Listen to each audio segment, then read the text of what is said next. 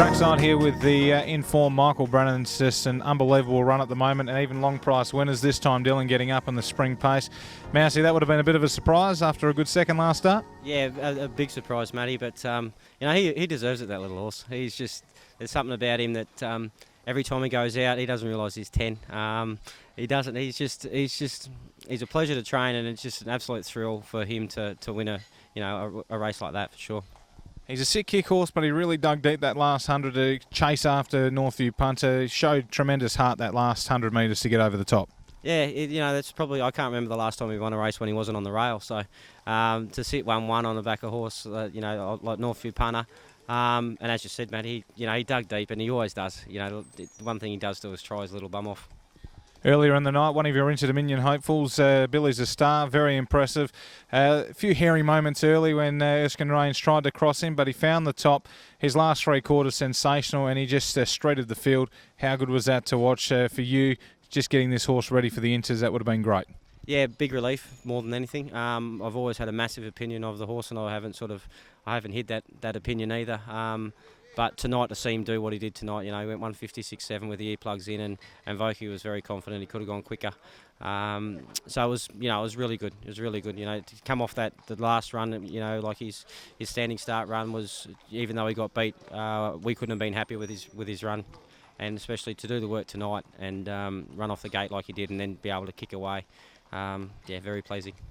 You're very confident Tuesday that he could run a big race. Erskine Range, it was dubbed a match race between the two. It didn't end up eventuating that because there was daylight between him and second. So the confidence was there. Had he improved off his last run? Yeah, look, he had improved off the last run, and his work on Wednesday was the best he's ever worked. And obviously landing in front of Erskine Range was the key to the race, but. Look, he's a very good horse, and I was just very happy to see him put it out there tonight. Well, the Inter Dominion rankings are out, and he's probably rocketed himself up the list a little bit. Another one that you've got that's back in work, I believe, is the Bucket List. How's he going along? Yeah, very happy with him, Matty. We'll see him probably at the races in 3 to 4 weeks. Obviously he's down the rankings a little bit, but he's got the ability to come back into town and put a couple together, and hopefully put him up into the top 30. But he needed the break, and he's come back a lot better. So they're very excited about him as well. That makes me happy. And also back on boards in the rankings, defeated first up. But is he heading towards the Inters? Are you happy with how he's heading towards the race? Oh, look, he's probably not an Inters chance, but we thought we'd nominate him just in case he jumped out of the ground.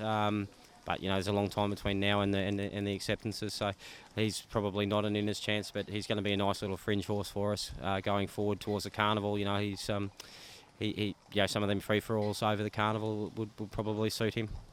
We've got 2 live chances heading towards the Inters. A great carnival over here in Perth. Best of luck with those. Well done, and hopefully the hot streak continues at the big odds. Yeah, fingers crossed, mate. It'd be nice if I had some on them.